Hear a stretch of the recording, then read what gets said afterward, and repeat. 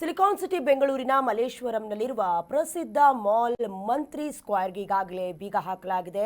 ಮಾಲ್ಗೆ ಬೀಗ ಹಾಕಿರೋದು ಗ್ರೇಟರ್ ಬೆಂಗಳೂರು ಅಥಾರಿಟಿಯ ಅಧಿಕಾರಿಗಳು. ಮಲ್ಲೇಶ್ವರಂನ ಮಂತ್ರಿ ಮಾಲ್ಗೆ ಬೀಗ ಜಡಿಯಲಾಗಿದೆ.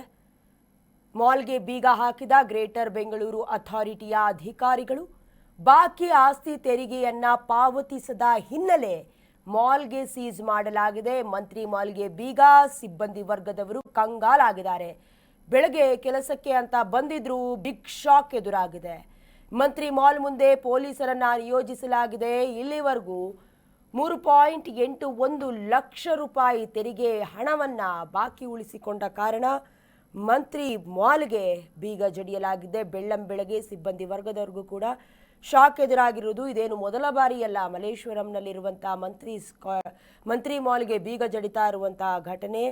ಬಾಕಿ ಉಳಿದಿರುವ ತೆರಿಗೆ ಪಾವತಿಯನ್ನ ಪಾವತಿಸಿದ ಹಿನ್ನೆಲೆ ಗ್ರೇಟರ್ ಬೆಂಗಳೂರು ಅಥಾರಿಟಿ ಬೀಗ ಜಡಿದಿರೋದು. ಹೇಳಬೇಕು ಅಂದರೆ ಸದ್ಯಕ್ಕೆ ಮೂರನೇ ಬಾರಿಗೆ ಈಗ ಮಾಲ್ಗೆ ಬೀಗವನ್ನ ಜಡಿದಿರೋದು. ಬಾಕಿ ಉಳಿದಿರುವ ತೆರಿಗೆ ಪಾವತಿಯನ್ನ ಪಾವತಿಸಿಲ್ಲ ಅನ್ನುವಂಥ ಕಾರಣಕ್ಕೆ GBA ಈಗ ಮತ್ತೆ ಮಂತ್ರಿ ಸ್ಕ್ವೇರ್ ಮಾಲ್ಗೆ ಬೀಗ ಜಡಿದಿದೆ.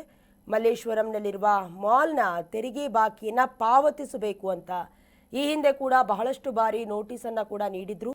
ಯಾವುದಕ್ಕೂ ರೆಸ್ಪಾನ್ಸ್ ಮಾಡಿರಲಿಲ್ಲ. ದೃಶ್ಯದಲ್ಲಿ ಗಮನಿಸ್ತಾ ಇದ್ದೀರಾ, ಮುಖ್ಯ ದ್ವಾರಕ್ಕೆ ಬೀಗವನ್ನು ಜಡಿಯೋದ್ರ ಮೂಲಕ ಗ್ರೇಟರ್ ಬೆಂಗಳೂರು ಅಥಾರಿಟಿಯವರು ಬಾಕಿ ಉಳಿಸಿಕೊಂಡಿರುವ ತೆರಿಗೆಯನ್ನು ಪಾವತಿ ಮಾಡಿ ಈ ಹಿಂದೆ ಕೂಡ ಸುಮಾರು 51 ಕೋಟಿ ರೂಪಾಯಿ ಬಾಕಿಯನ್ನು ಉಳಿಸ್ಕೊಂಡಿತ್ತು. ಅದನ್ನು ಅರ್ಧಕ್ಕರ್ಧ ಕಟ್ಟಿದ್ದಾರೆ. ಇನ್ನು 3.81 ಲಕ್ಷ ತೆರಿಗೆ ಹಣವನ್ನು ಬಾಕಿ ಉಳಿಸ್ಕೊಂಡಿದ್ರು. ಹಾಗಾಗಿ ಮತ್ತೊಮ್ಮೆ ಬೀಗ ಜಡಿದಿರೋದು. ಇನ್ನು ಗ್ರೇಟರ್ ಬೆಂಗಳೂರು ಅಥಾರಿಟಿಯ ಅಧಿಕಾರಿಗಳು ಮಾಲ್ನ ಮುಖ್ಯ ಗೇಟ್ಗೆ ಬೀಗ ಹಾಕ್ತಾ ಇರುವಂಥ ದೃಶ್ಯವನ್ನು ಗಮನಿಸ್ತಾ ಇದ್ದೀರಾ. ತೆರಿಗೆ ಬಾಕಿಯನ್ನು ತೆರವುಗೊಳಿಸುವವರೆಗೂ, ಅಂದರೆ ಕಂಪ್ಲೀಟ್ ಆಗಿ ಪೇ ಮಾಡುವವರೆಗೂ ಆಸ್ತಿಗೆ ಬೀಗ ಹಾಕಲಾಗತ್ತೆ ಅಂತ ಕೂಡ ನೋಟಿಸನ್ನು ಈ ಹಿಂದೆ ಕೊಟ್ಟಿದ್ರು. ಆದರೆ ಯಾವುದಕ್ಕೂ ಕೂಡ ಸ್ಪಂದಿಸದ ಕಾರಣ ಈಗ ಮಂತ್ರಿ ಮಾಲ್ಗೆ ಬೀಗವನ್ನು ಜಡಿದಿದ್ದಾರೆ. ಸಿಬ್ಬಂದಿಗಳು ಫಸ್ಟ್ ಶಿಫ್ಟಿಗೆ ಬಂದಿರ್ತಾರೆ, ಆದರೆ ಮುಖ ನೋಡ್ತಾ ನಿಂತಿದ್ದಾರೆ. ಅಂದರೆ ಏನಾಗ್ತಿದೆ ಏನು ಗೊತ್ತಾಗ್ತಾ ಇಲ್ಲ ಸಿಬ್ಬಂದಿ ವರ್ಗದವ್ರಿಗೂ ಕೂಡ.